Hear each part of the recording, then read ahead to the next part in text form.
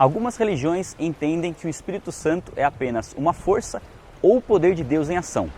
Mas será que essa é a verdade bíblica?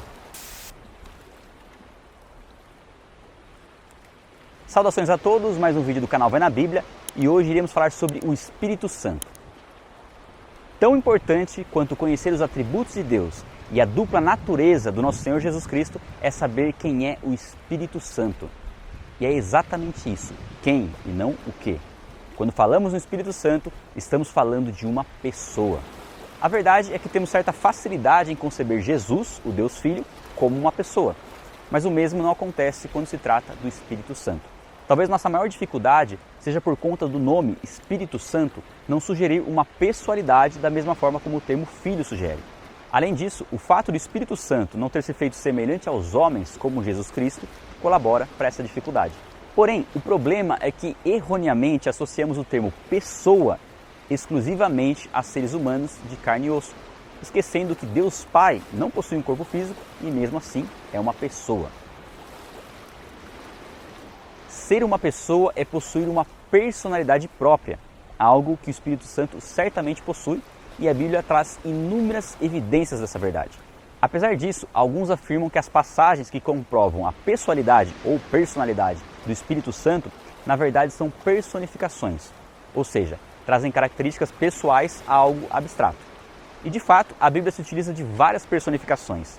Fala sobre os filhos da sabedoria, atribui ações pessoais ao sol, às nuvens, às árvores. Contudo, além das personificações serem muito mais comuns em escritos poéticos, o que não é o caso do Novo Testamento, quando elas acontecem nas Escrituras, não há tanta dificuldade em perceber que se trata de uma personificação e não de algo literal.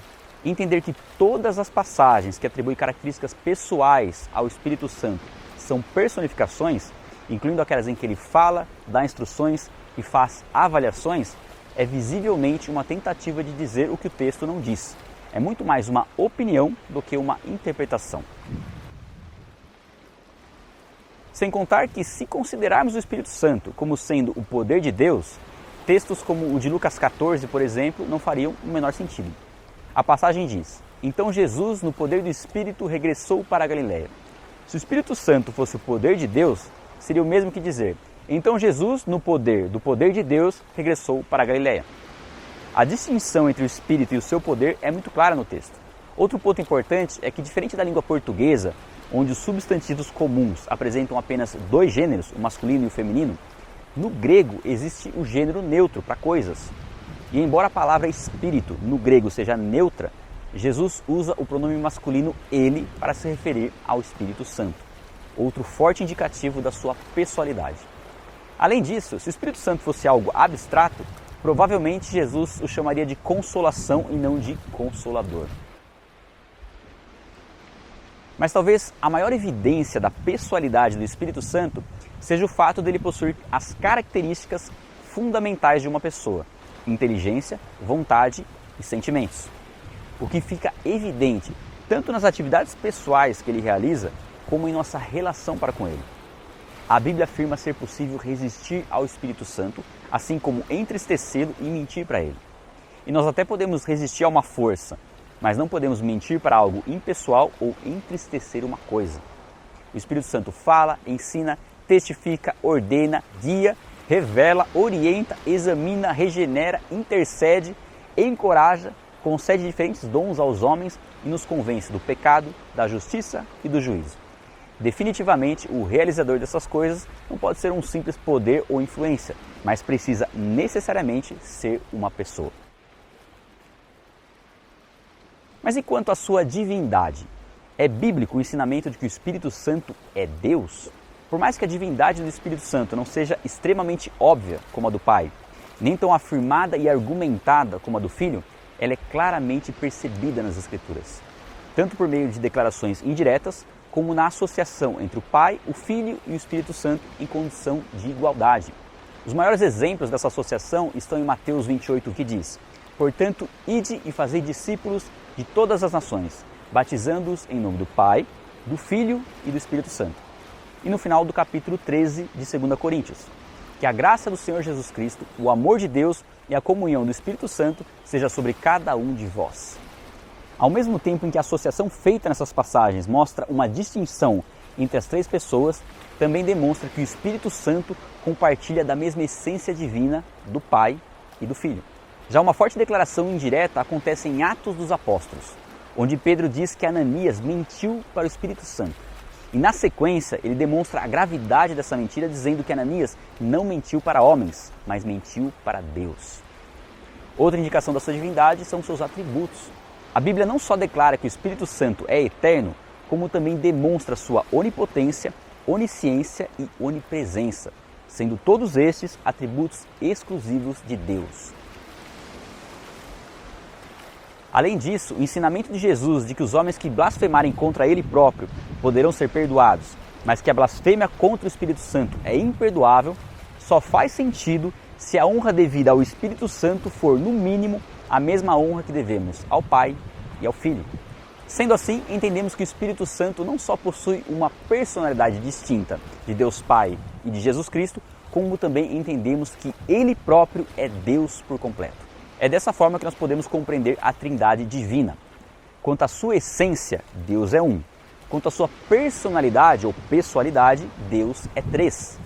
Não podemos confundir as pessoas nem dividir a essência de Deus.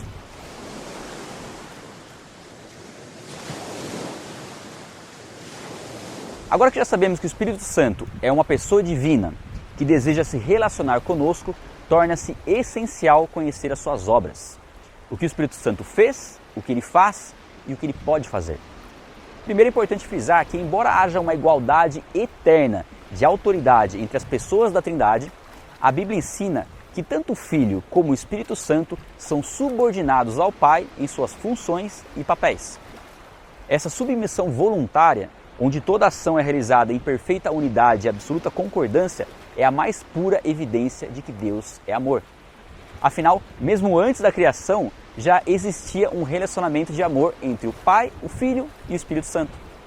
Foi exatamente assim que Deus estabeleceu o seu plano de salvação e revelou o seu amor pela humanidade. O Pai ordenou, o Filho executou e o Espírito Santo revelou ao homem o que já estava planejado desde a eternidade. Além disso, o Espírito Santo atuou na criação do universo, na inspiração da Bíblia, na vida dos profetas e reis do Antigo Testamento, gerou Jesus no ventre de Maria, atuou sobre ele durante todo o seu ministério e pelo seu poder ressuscitou Jesus dentre os mortos. É esse mesmo Espírito Santo quem produz em nós a convicção de que a Bíblia é a palavra de Deus. Nos convence do pecado e nos conduz ao arrependimento. Gera o novo nascimento e nos torna filhos de Deus. E nos dá a certeza do perdão e a garantia da salvação.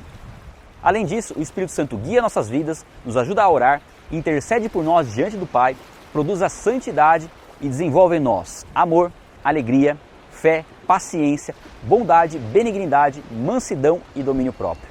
É também o Espírito Santo quem distribui dons, nos habilita para a pregação do Evangelho e nos reveste de poder para curar, profetizar, operar milagres e discernir as ações do diabo. A Bíblia diz que é o Espírito Santo quem nos ensina todas as coisas.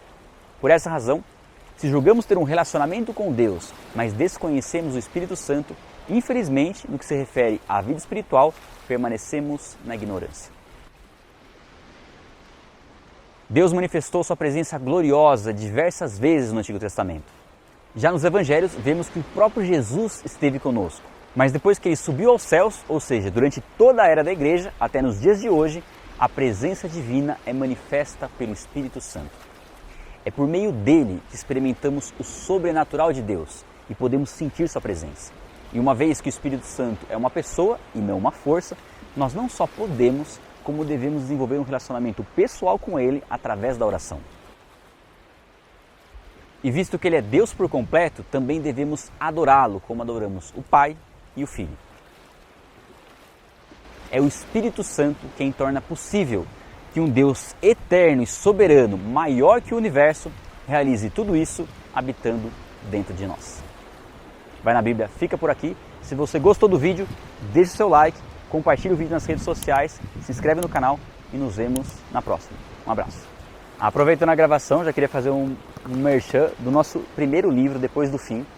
Um livro onde nós falamos dos temas essenciais das perguntas que mais inquietam a humanidade: de onde viemos, quem nós somos, como devemos viver, por que estamos aqui, o que acontece após a morte e o que determina o nosso destino eterno. Para você adquirir esse livro, nós vamos colocar o link na descrição. É um livro que possui mais de 700 referências bíblicas. Então você vai ter muito conteúdo aí para você aprender, estudar e saber qual o seu destino depois do fim.